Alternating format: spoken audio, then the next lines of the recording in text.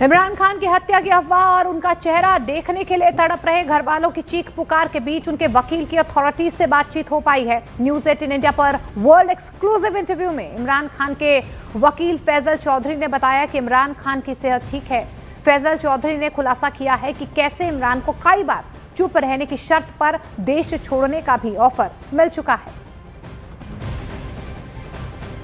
पाकिस्तान के पूर्व प्रधानमंत्री इमरान खान को लेकर बहुत से कयास चल रहे हैं अभी पाकिस्तान में, और हमने ये भी देखा है कि उनका परिवार लगातार कोशिश कर रहा है उनसे मुलाकात करने की, लेकिन मुलाकात होने नहीं दी जा रही है। इन तमाम मुद्दों पर हमारे साथ बात करने के लिए इमरान खान के वकील फैजल चौधरी साहब सीधे इस्लामाबाद से जुड़ रहे हैं। फैजल साहब का बहुत बहुत स्वागत है नेटवर्क 18 पर।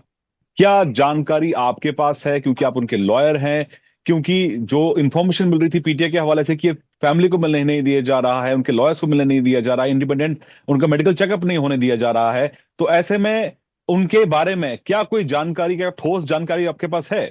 जी मेरी जेल अथॉरिटीज से बात हुई थी और उन्होंने मुझे ये श्योर करवाया है कि उनकी सेहत ठीक है और उनकी जो जिंदगी के बारे में जो खबरें हैं वो झूठ हैं। और मैं एक्सेस डिनाई की गई है पिछले 4 हफ्तों से। और ये इस बार पहले भी होता रहा है। एक्सेस के प्रॉब्लम्स हमें होते हैं कि वहाँ पे खासकर हम चाहते हैं कि उनकी फैमिली को एक्सेस दी जाए। उनकी लॉयर जो लीगल टीम है उनमें से जो लॉयर्स हैं उनको मिलने दिया जाए। और 2 मीटिंग्स होती हैं उनकी कोर्ट ऑर्डर्स के तहत, एक ट्यूसडे को एक थर्सडे को। और ये दोनों मीटिंग्स कोर्ट ऑर्डर से जो है ये होती रही हैं। थर्सडे वाली मीटिंग में उनके ज़्यादा दोस्त और जो पार्टी के लोग होते हैं तो वो तो गुज़श्ता कोई 1 साल से सिर्फ एक मीटिंग में करवा सका था, बाकी तो बैन है। और फैमिली के साथ और लॉयर्स के साथ मीटिंग्स हो जाती थी, वो भी उन्होंने पिछले 1 महीने से जो है रोका हुआ है। लेकिन हमने अभी एक इंटरव्यू सुना था राणा सनाउल्लाह के, जो कि एडवाइजर है प्राइम मिनिस्टर के। उन्होंने कहा था कि अगर ऐसी मुलाकातें होती हैं तो इससे इस्लामाबाद में वॉयलेंस का खदशा फिर से हो जाता है, क्योंकि इससे पहले इमरान खान के कॉल्स पर वॉयलेंस हुआ है इस्लामाबाद में। तो क्या एक फैक्टर है कि इसलिए मुलाकातें बंद कर दी गई, क्योंकि ये तो कोर्ट ने ही अलाउ किया था मुलाकातों को? इनके कोर्ट के ऑर्डर्स भी हैं राणा सनाउल्लाह साहब या, तो जाहिर है जेल अथॉरिटीज जो हैं वो तो प्रिजन रूल्स के तहत काम करती हैं। और प्रिजन रूल्स में अगर एक जेल में बैठा आदमी जो है वो वायलेंस करवा सकता है, तो मेरे लिए तो बतौर वकील ये काफ़ी ऐसी बात है। देखिए, जब आप किसी को एहतजाज नहीं करने देंगे, एजिटेशन नहीं करने देंगे, तो लोगों में एक गुस्सा तो आता है। और ये मेरे ख्याल में राणा सनाउल्लाह साहब बेसिकली रेफर कर रहे हैं जो 2024 26 नवंबर को इस्लामाबाद में हुआ, जहाँ पे एक जो पिछली दफ़ा मार्च आई थी पीटीआई की, तो उसमें काफ़ी जो है वो ऑन द स्पॉट वहाँ पे फायरिंग हो गई थी और वहाँ पे हमारे 10-15 लोग जो हैं वो शहीद हुए। और उसकी मेमोरियल जो एजिटेशन था वो प्लान करी थी पीटीआई। तो I think that was the fear जिसकी वजह से मेनली इनको फिर मीटिंग्स पूरे नवंबर में नहीं कराई गई। पहले हमने ऐसी रिपोर्ट्स देखी हैं कि इमरान खान को जेल के अंदर स्लो पॉइजन दिया जा रहा है। ये दावा खुद पीटीआई के नेताओं ने पिछले साल किया था, जहां तक मुझे याद है। उसके बारे में क्या वो सच्चाई थी? क्या इस तरह की बातें सच हैं उनकी हेल्थ को लेकर? नहीं नहीं, it's all rubbish. Is hello and hearty. और वो एथलीट हैं, जिम करते हैं, 2-2.5 घंटे अपना जिम करते हैं और किताबें पढ़ते हैं, इबादत करते हैं। वो नमाज पढ़ते हैं अपनी, और जो कुरान पढ़ते हैं। एंड स्लो पॉइजनिंग वाली ये जो बात है, मैंने उनको कभी ऐसे नहीं देखा है। सो ऑलवेज माशाल्लाह उनकी सेहत अच्छी होती है। बाकी ज़ाहिर आप एक्सेस नहीं देंगे तो रूमर्स फिर ज़्यादा आ जाती हैं, तो उसका तो डिबंक करने का बेस्ट तरीक़ेकार यही है कि आप एक्सेस जो है ग्रांट कीजिए, कर दी जाए इमरान खान साहब को। जो उनकी फैमिली है, इमीडिएट फैमिली है और लॉयर्स हैं, उनको एक्सेस ग्रांट कर दी जाए ताकि ये जो रूमर मॉन्गरिंग है फिर ना हो सके। ये भी खबर आई थी कि इमरान खान को ऑफर किया गया था कि वो देश छोड़ के चले जाए, मुल्क छोड़ के चले जाएं, तो उनके खिलाफ जो सेंटेंस है वो खत्म कर दिया जाएगा अगर वो देश छोड़ के चले जाते हैं। कि इस तरह का कोई ऑफर सरकार की तरफ से बैक चैनल के जरिए आया था? देखिए, मुझे खान साहब ने बताया था कि ऑफर जब वो अरेस्ट हुए थे तकरीबन 2.5 साल पहले, हम्म। तो तब उनको ये ऑफर आया था। लेकिन इमरान खान कभी भी ऐसी ऑफर्स को एक्सेप्ट नहीं करेंगे, ना वो उन्होंने इसको एक्सेप्ट करना है। और अगर वो बाहर जाने की बात करें तो कल ही ये सारी मुसीबत खत्म हो जाएगी। But he is facing jail very boldly, बहुत बहादुरी के साथ, और निडर होके वो कर रहे हैं। और वो भी वहाँ पे जो इमरान खान साहब जैसी जेल जो है, मैंने पाकिस्तान में इवन इंडिया में भी नेताओं को नहीं देखी है काटते हुए। वो बहुत दिलेर आदमी है और इसी वजह से वो बहुत पॉपुलर भी हैं पाकिस्तान में और बाहर पाकिस्तानियों में, इंटरनेशनली। तो वो कभी भी मुल्क छोड़ने की बात को उन्होंने सीरियस नहीं लिया है। बाकी ऑफर्स तो देखें आती रहती हैं। मेन तो ऑफर यही है कि आप बाहर अगर अभी आए तो खामोश होकर बैठें।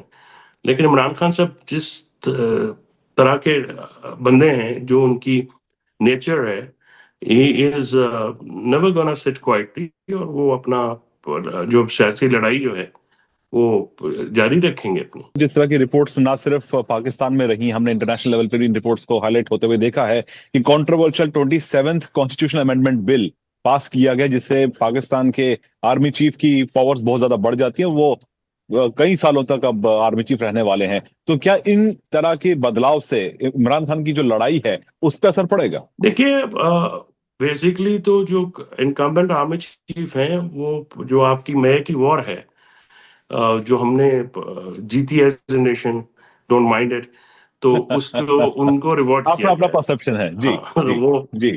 जी हाँ, जी हाँ, वो रिवॉर्ड किया गया है और उन्हीं का है। बाकी देखिए, 27th अमेंडमेंट या जो ये किए हैं, ज़ाहिर है लॉयर्स को भी बहुत ऑब्जेक्शन है इस पे।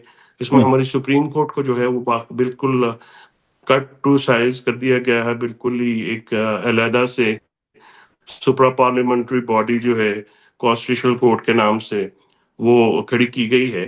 बाकी ये प्रॉब्लम्स तो पॉलिटिक्स में आप भी समझते हैं कि जब आप पाकिस्तान की एक पॉलिटिकल हिस्ट्री है और एस्टैब्लिशमेंट उसमें एक बड़ा प्लेयर है, तो ये प्रॉब्लम्स तो होते रहेंगे।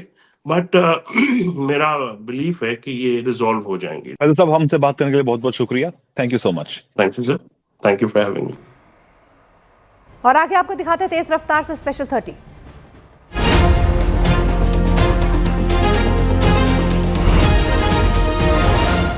चुनाव आयोग ने एसआईआर की समय सीमा 7 दिन बढ़ाई। 12 राज्यों में 11 दिसंबर तक चलेगी एसआईआर की प्रक्रिया। विपक्षी दलों की तरफ से की गई थी समय सीमा बढ़ाने की मांग।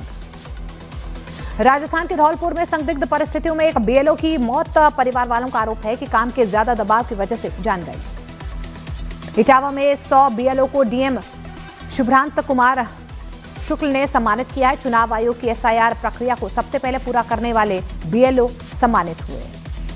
दिल्ली में तेज रफ्तार कार का कहर। तेज रफ्तार मर्सिडीज कार ने 3 लोगों को टक्कर मारी, एक शख्स की मौत। दिल्ली के मानसरोवर पार्क में नाबालिग की गोली मारकर हत्या। शादी समारोह में झगड़े के बाद 17 साल के लड़के को सीआईएसएफ हेड कांस्टेबल ने गोली मारी। पंजाब के लुधियाना में शादी समारोह में गैंगवॉर फायरिंग से 2 लोगों की मौत।